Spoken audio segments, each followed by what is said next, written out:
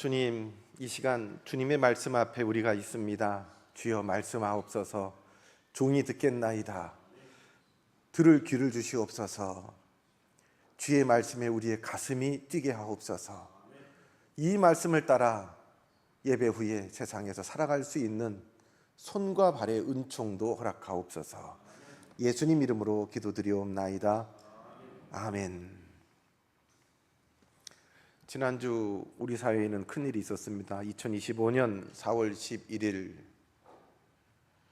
11시 22분 헌법재판관의 판결에 따라서 한쪽에서는 큰 환호가 울리기도 했고 한쪽에서는 욕설과 통곡소리도 울려나왔습니다만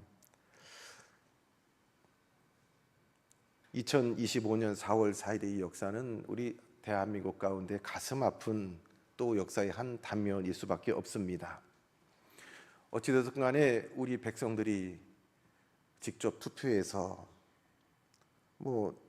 직접 세운 대통령이 또다시 그 임기를 채우지 못하고 다시 내려와야 되는 불행한 역사가 우리 안에 또 반복되었던 가슴 아픈 한 주였습니다. 앞으로 우리가 어떻게 될까? 이제 앞으로 향후 우리나라의 정국이 어떻게 될까? 모든 국민들이 불안해하고 또한 우리 성도님들은 하나님의 인도하심을 구하면서 이제 기도해야 되는 사명이 우리에게 있는 것입니다. 앞에서 통치하는 위정자들도 당신들끼리 당리당략에 따라 괴로움이 있고 상처도 있었겠지만 또 많은 국민들이 위정자들로 말미암아 아픔과 상처도 받았습니다. 하나님께서 향후에 이 백성에게 새로운 지도자를 세워주시고 또 세우신 지도자를 하나님께서 붙들어 주시고 또 새로운 지도자와 더불어 온 백성이 하나가 되어서 하나님이 기뻐하시는 우리 공동체를 일구는데 온 마음과 협력을 할 수 있는 거룩한 백성으로 또 우리가 살아가야 될 사명이 우리에게 있습니다.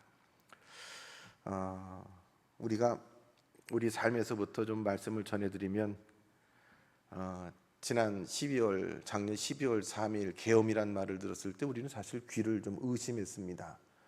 역사책에서만 보았던 다시는 이 땅의 현실 가운데 있을 수 없는 일이라고 여겼던 그 일이 다시 반복되었을 때에 모두에게 충격이었습니다. 심지어는 내각에 있는 그 장관들까지도 국무총리까지도 잘못 들었나 귀를 의심했다라는 말도 전해집니다.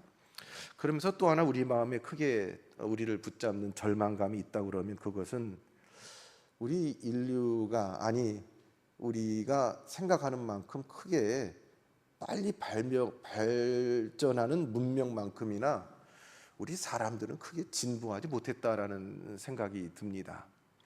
말씀을 준비하면서 곰곰이 돌아보니까 심지어는 오늘 본문이 구약성경 아닙니까?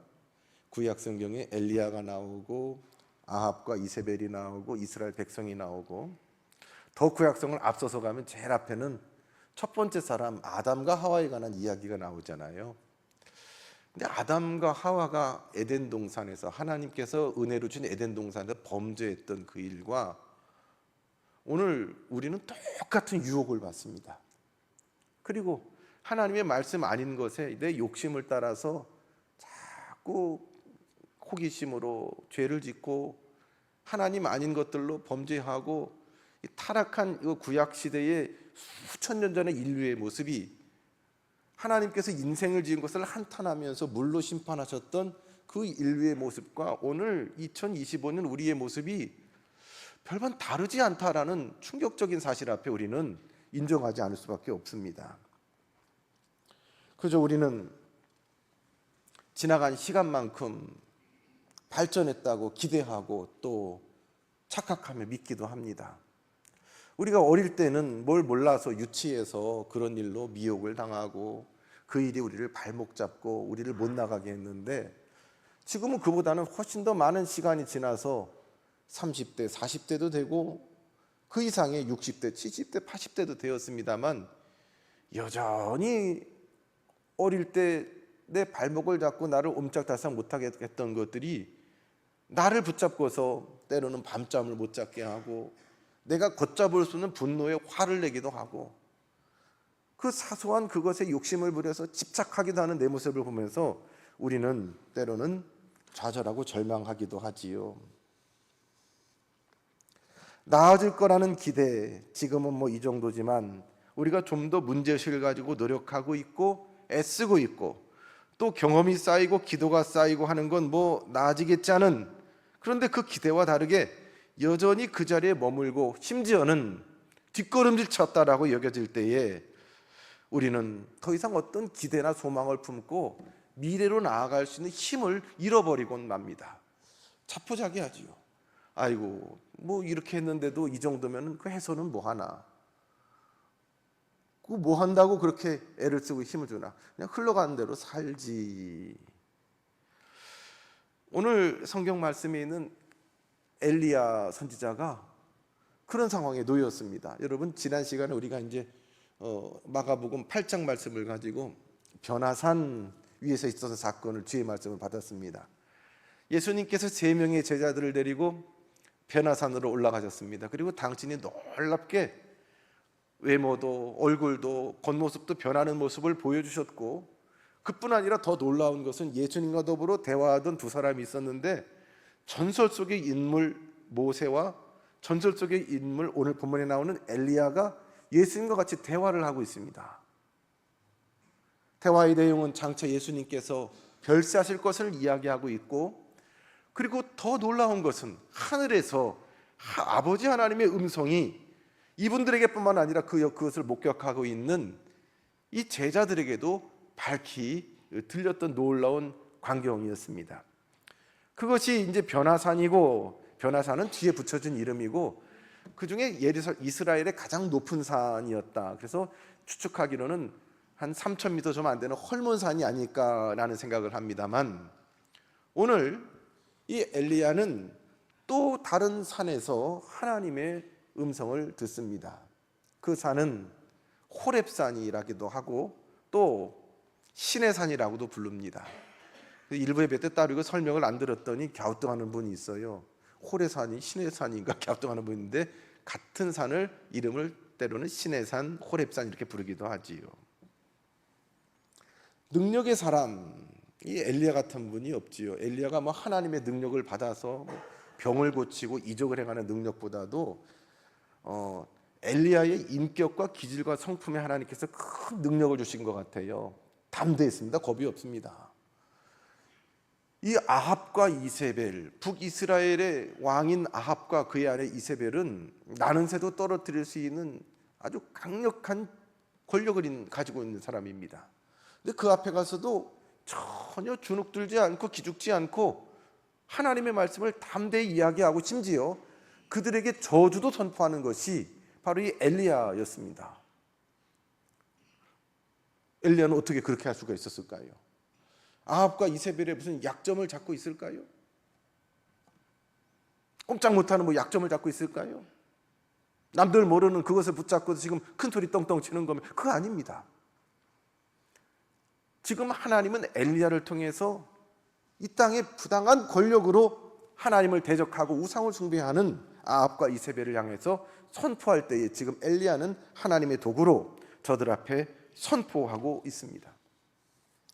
그리고 이 아합과 이세벨이 뒷배가 되어서 봐주고 있는 많은 우상 숭배하는 선지자들, 바알과 아세라 선지자 각각 400명, 450명 선지자들과 더불어 이제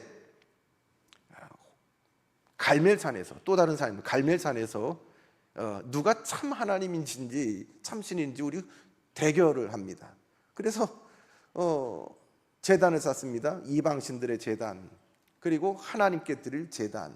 엘리야는 그 제단에 12돌, 이스라엘 12지파를 상징하는 12돌을 놓고, 그리고 12 양동이로 물을 붓습니다. 제단에 석유 휘발유를 부어도 부족할 판에 12강주리에 바구니에 물을 붓고, 그리고 그 주변에 또랑을 파놨는데 또랑에 물이 가득할 정도로 흠뻑 물로 적셔놨습니다. 하늘에서 불이 내려와서 그 제단을 태우는 것이 참신이라고 대결을 하고, 그 850명의 이방 선지자와 엘리야, 그리고 그 주변을 둘러싼 많은 이스라엘 백성들이 구경하고 있었습니다. 그 이스라엘 백성들에게 대결하기 전에 엘리야는 그러죠. 너희가 이 두 사이에서 어느 때까지 머뭇머뭇하려느냐. 여호와가 만약 하나님이면 그 하나님을 쫓고 바알이 만약 하나님이면 바알을 쫓으라. 그런데도 이 백성이 이도저도 아니고 머뭇머뭇했다. 눈치 보고 있었다. 이 구절은 그 당시에 이스라엘 백성들이 가지고 있는 신앙관, 종교관, 단적으로 나타나는 것입니다. 이기는 편이 내 편이라는 거예요. 그렇죠? 이기는 편이 내가 원하는 대로, 내 마음에 소원하는 대로 나를 기쁘게 하고, 나를 잘되게 하고, 나를 행복하게 해주고, 나를 기쁘게 해줄 수 있는 편이 참 하나님이라는 거예요. 내가 하나님 편에 서는 것이 아니라 내 편이 하나님이라는 겁니다. 그래서 어느 편에도 서지 않고 어디에 불내리나 지금 그들은 머뭇머뭇 구경하고 있는 것입니다. 오늘 이 시대에 우리가 믿는 많은 신앙인이라는 분들 가운데 똑같은 분들이 있어요. 그저 교회는 왔다 갔다 합니다. 교회는 왔다 갔다 하면서 어느 교회가 내 마음에 드는지, 어느 설교가 내 마음에 드는지, 어느 하나님이 내가 원하는 대로 기도하는 대로 소원을 성취해 줄 수 있는지, 그분이 하나님이지. 여기저기 교회 쇼핑, 하나님 쇼핑하는 인생들이 얼마나 많습니까? 그런 인생들에게 하나님은 엘리야를 통해서 너희 선택하라는 거예요. 선택하라. 나는 너희들 마음대로 그렇게 하는 그런 하나님이 아니다, 신이 아니다라고 선포하고 있습니다. 그러나 이 백성들은 누구 하나 하나님 편에, 엘리야 편에 와 있지 않고 머뭇머뭇 저도 눈치를 보고 있었다라는 거지요. 이제 오늘 중요한 이 말씀의 단초가 되는 내용입니다. 그리고 나서 우리가 아는 대로 이 이방 선지자 850명이 그 제단에 불 내려달라고 온갖 구슬하고 퍼포먼스를 합니다. 이렇게 저렇게 해서도 안 되고 춤을 추고 난리를 치고 그들이 하는 그 종교 행위를 하더라도 이게 안 되니까 나중에는 심지어 자기 몸을 자해를 합니다. 피를 뿌리고 그 이방의 종교 습관 가운데는 나중에 안 되면 인신제사도 드려요. 어린아이를 불태워 제물로 드리는 일도 있습니다. 자기 제사장들이 자기 몸을 자해를 하면서 퍼포먼스를 했지만 아무 일도 일어나지 않았습니다. 그때 엘리야는 기도하지요. 아브라함 하나님, 이삭의 하나님, 야곱의 하나님, 우리 하나님이심을 나타나 보여주세요. 뭐 대단하게 주여 삼창도 안 했습니다. 하늘에서 불이 내려와서 물에 흠뻑 젖은 그 제단이 활활 불타올라서 하나님이, 참 하나님이 누구신지 온 백성에게 나타나 보여주었습니다. 안 보고 믿음 있으면 좋았겠지만 보고서라도 믿어야 될 거 아니에요. 그렇지요. 믿음 없으면 도마처럼 부활하신 예수님한테 못자국 난 그 손바닥이라도 보여주세요. 봤으면 믿어야 될 거 아니에요. 그런데 여전히 이 백성은 크게 그 믿음의 진보를 이루지 못합니다. 거기서부터 비극이 이어집니다. 기손 시냇가에서 이방 선지자 850명이 몰살당하고 와 하면서 그 백성이 하나님 편 되는 것 같았지만 그들은 하나님을 하나님으로 섬기지 못했고 여전히 자기들의 삶의 욕심을 따라서, 정욕을 따라서 그것이 그들의 신이 되었고 우상이 되었습니다. 그들의 쾌락이, 그들의 물질이, 그들의 꿈들이, 그들의 가치가 하나님 말씀과 무관하게 우상되었을 때에 여전히 하나님은 그들의 하나님이 아니었습니다. 아무것도 달라지지 않았습니다. 엘리야는 하늘에서 불이 탁 떨어져서 물에 젖은 그 제단이 불타오를 때에 마음속으로 할렐루야 하지 않았겠습니까? 하나님이 됐습니다. 못 보고 믿는 사람들 앞에 보여줬을 때에 됐다라고 믿지 않겠습니까? 자꾸 보여주지요. 쇼를 해서라도 보여주려고 하는 것이 뭐 이단들의 그 속성이 아닙니까? 보여주려고. 근데 하나님이 나타나 보여줬으니 됐습니다 싶었는데 고개를 들고 엘리야가 보니까 달라진 게 하나도 없거든요. 그래서 엘리야는 절망합니다. 그 백성들이 전혀 하나님을 하나님으로 여전히 믿지 못하고 있습니다.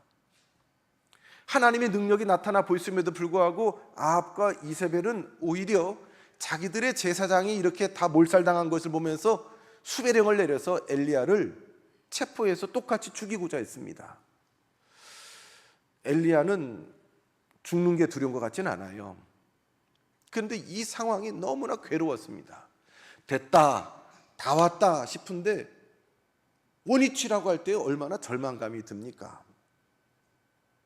아니면 더 물러섰다라고 할 때 얼마나 더 절망감이 들고 앞으로 나갈 어떤 기대나 소망도 잃어버리는 것이 지금 엘리야의 처지와 형편이었습니다.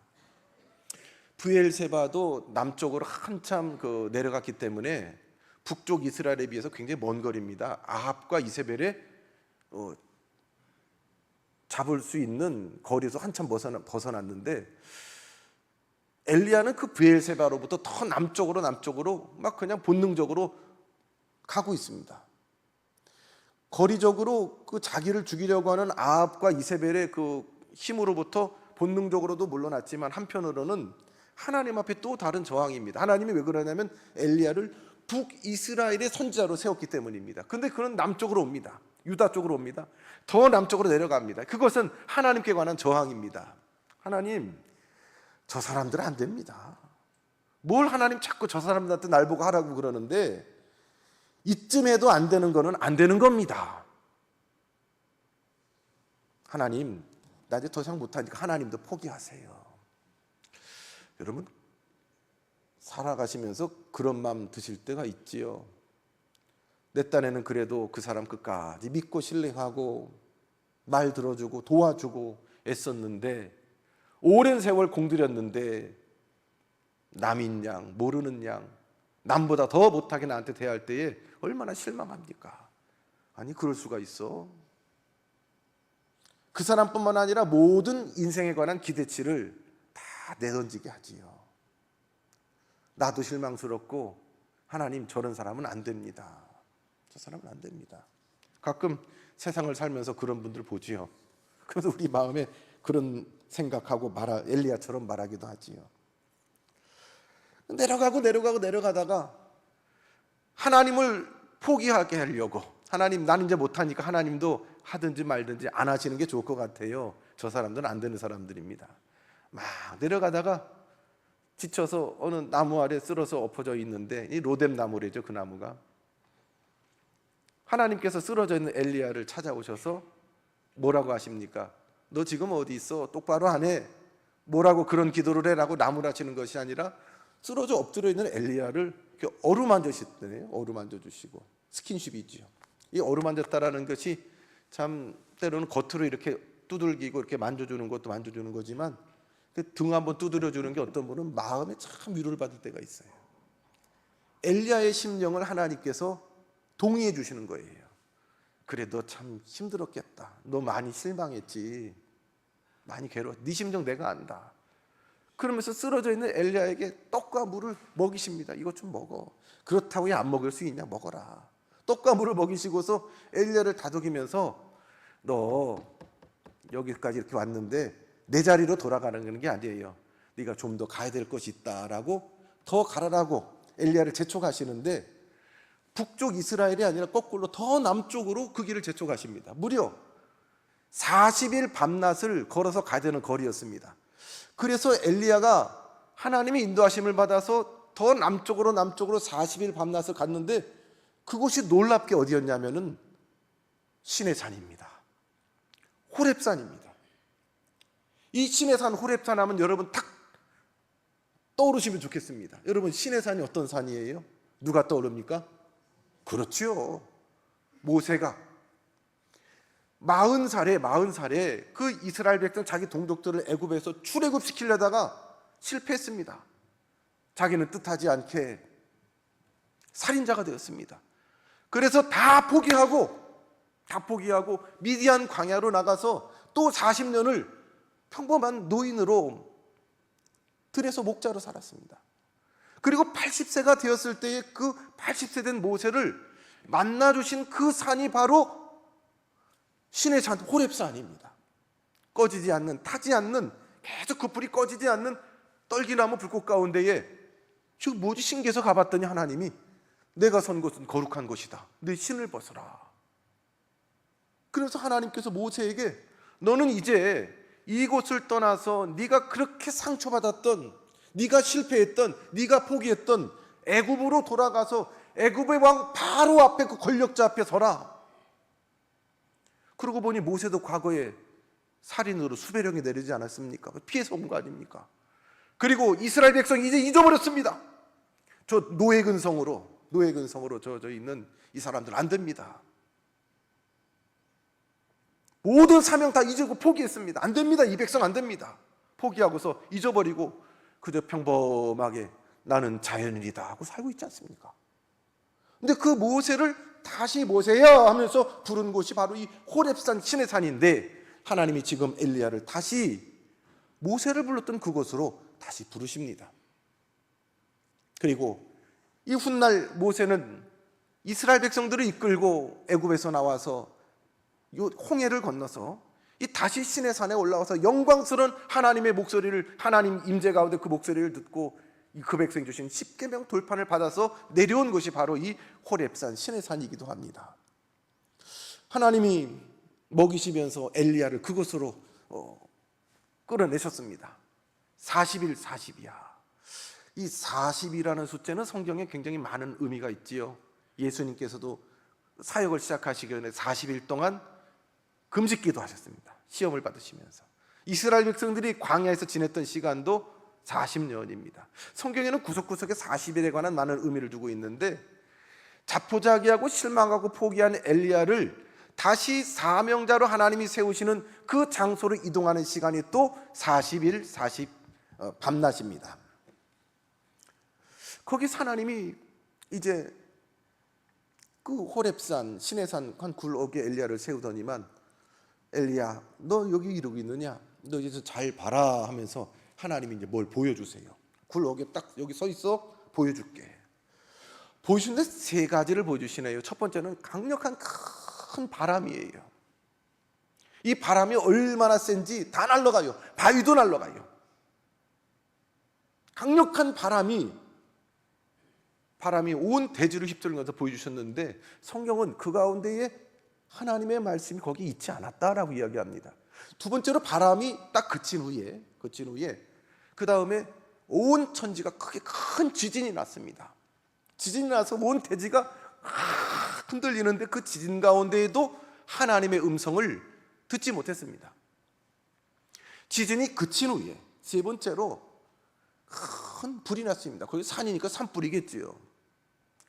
큰 불이 났는데 그 불 가운데에도 불이 멈췄음에도 불구하고 하나님의 음성을 듣지 못했습니다. 근데 이 바람과 지진과 불은 하나님이 임재하실 때, 이 자리에 머무를 때 하나님께 나타나는 외적인 상징이기도 합니다.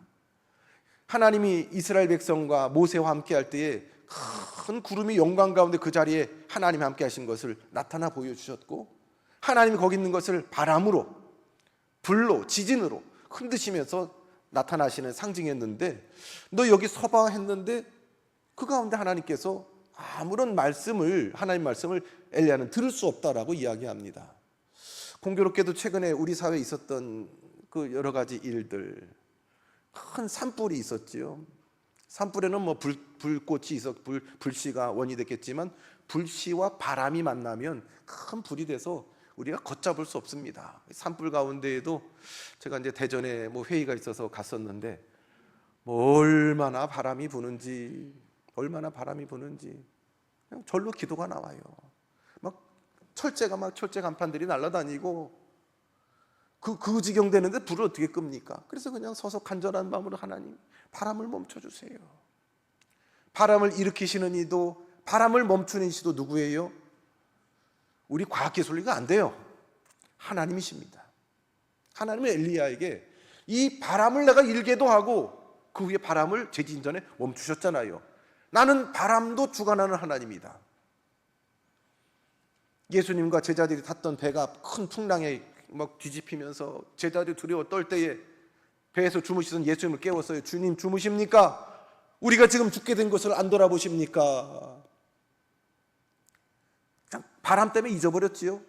하나님이 바람을 일으키기도 하고 멈추기도 한다는 걸 잊어버렸습니다. 예수님도 제자들도 바람에 빠져 죽을까 봐 제자들은 믿음을 잊어버리고 주무시는 예수님을 탓하면서 정중하지 않았겠죠. 주님 지금 잠이 옵니까? 우리 다 죽게 생겼는데 깨어나 보세요. 어떻게 잠을 잡니까? 믿음이란 건 요만큼도 없이 주무시는 예수님을 깨웠을 때에 주님이 제자들 등 돌리시고 바다를 보면서 잠잠해라, 고요해라 명령하지 않으셨어요? 잠잠해, 조용해. 누구 보고 한 얘기입니까? 누구 들으라고? 믿음 없는 우리 들으라고 한 얘기예요. 중내산해하는, 하나님 없는 것처럼 중내산해하는 믿음 없는 제자들, 믿음 없는 우리들을 보고 주님 말씀하세요. 좀 조용히 좀 해. 시끄럽다. 좀 조용히 좀 해라. 내가 여기 있는데, 너희들하고 같은 배를 타고 있는데. 주님이 한마디 하시잖아요. 어째 믿음이 없느냐. 주님은 바람을 일으키기도 하시고 멈출 수 있는 분입니다. 두 번째로 큰 지진. 얼마 전에 우리 동남아 쪽에서는 엄청난 지진이 나서 보도를 보니까 10만 명 넘는 분이 사상자가 생겼다는 것 같아요. 이 흔들리는 지진을 누가 잡을 수 있는 거예요? 아니, 온통 빌딩을 무너뜨린 지진뿐만 아니라 때로는 우리의 마음이 막 흔들려 버려요. 내 마음을 내가 못 잡아가지고, 내 마음도 내가 못 잡는 인생 앞에, 바울 앞에, 엘리야 앞에 하나님은 큰 지진을 보여주십니다. 그러나 그 가운데에도 하나님의 음성이 없었다라는 거죠. 세 번째로 큰 불입니다. 그저 모세가 시내산에서 보았던 떨기나무 타지지 않는 그 불꽃 정도가 아니라 온 산을 뒤덮을 정도로 엄청나게 큰 불. 그리고 그 불이 꺼진 후에도 하나님의 음성이 없었습니다. 엘리야는 보았습니다. 어마어마한 바람도 보았고, 어마어마한 지진도 보았고, 어마어마한 불도 보았습니다. 그리고 조용한 침묵 가운데 세미한 음성, 이 원어를 보면 이 세미한 음성이 아니라 침묵 중에 이런 의미가 있습니다. 침묵 중에 엘리야에게 말씀하시는 하나님의 음성을 들었습니다. 지난 4월 4일 그 헌법재판관이 판결문을 읽기 전에 딱 쓰더니만 바로 뭘 안 읽고서 가만히 한 40몇 초 말을 안 하고 조용히 침묵 가운데 있으니까 거기 있는 TV 화면을 보니까 서로 그렇게 눈치를 봐요. 뭔 일 있나? 왜 안 하나? 지금도 궁금합니다. 왜 그 재판관이 바로 읽지 않고 그 긴 시간을 침묵 가운데 온 백성이 눈과 마음이 거기 있는데 조용히 있었을까? 속으로 기도했을까? 아니면 판결문이 머릿속에 정리가 안 돼서 머릿속으로 정리를 하고 있었을까?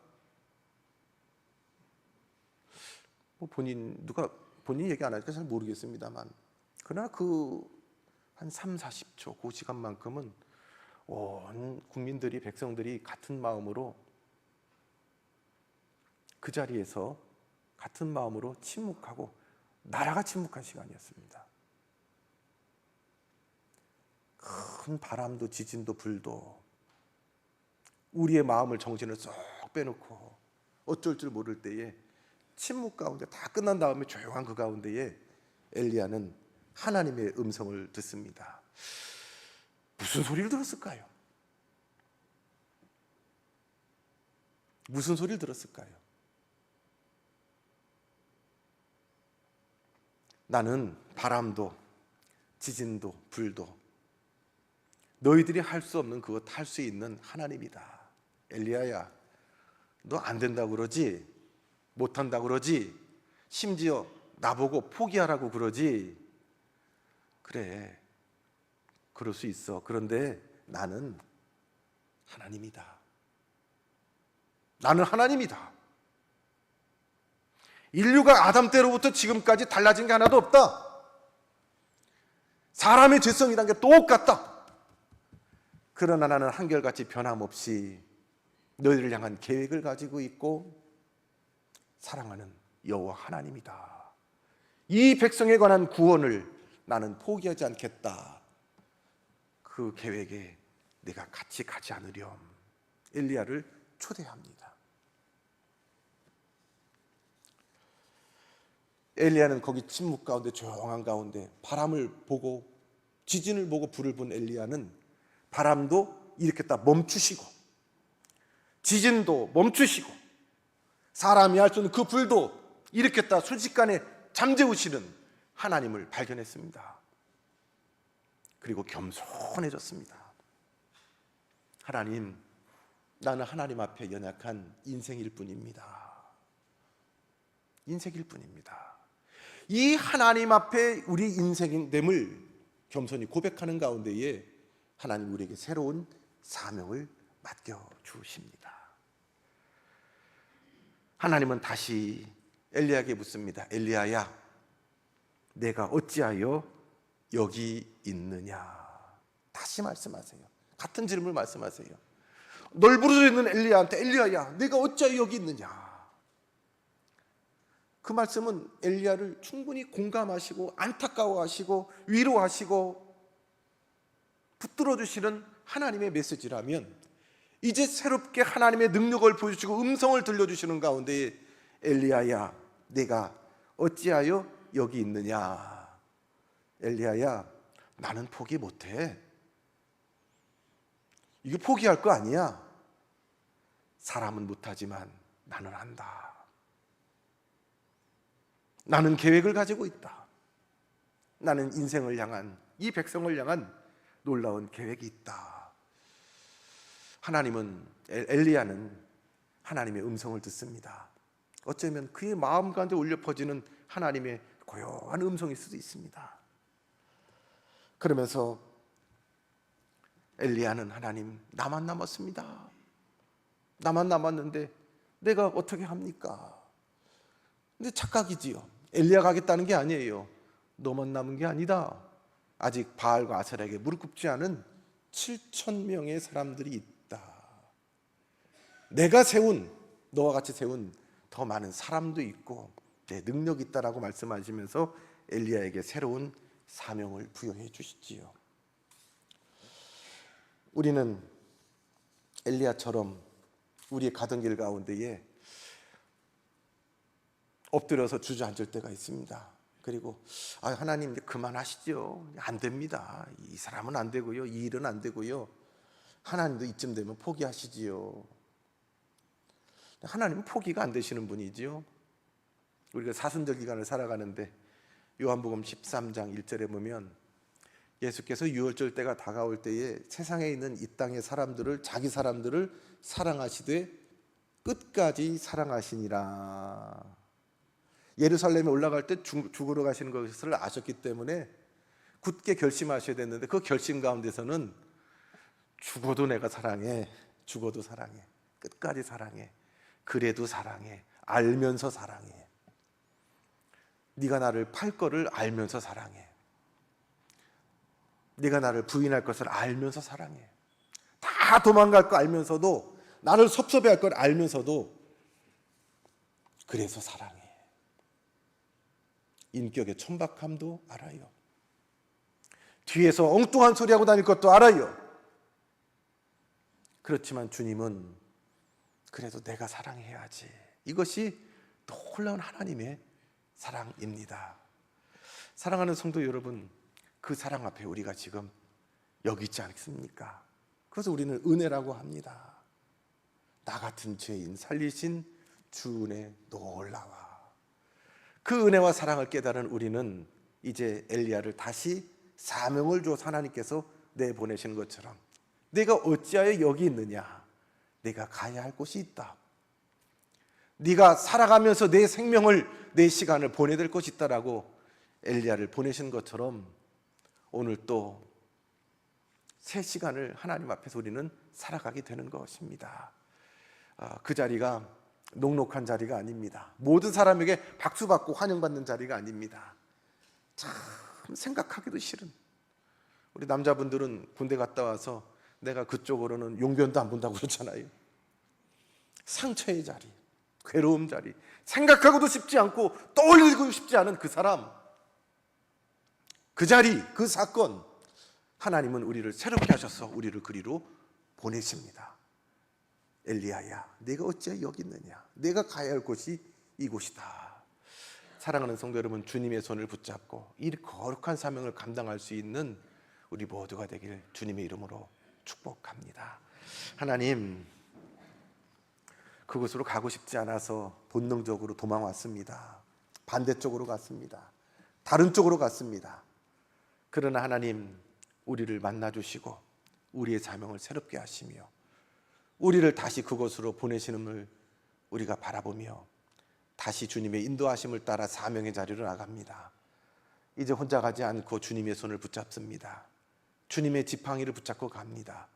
주님, 그곳에서 주님의 능력을 경험할 수 있는 은혜의 자리, 능력의 자리 삼아 주옵소서.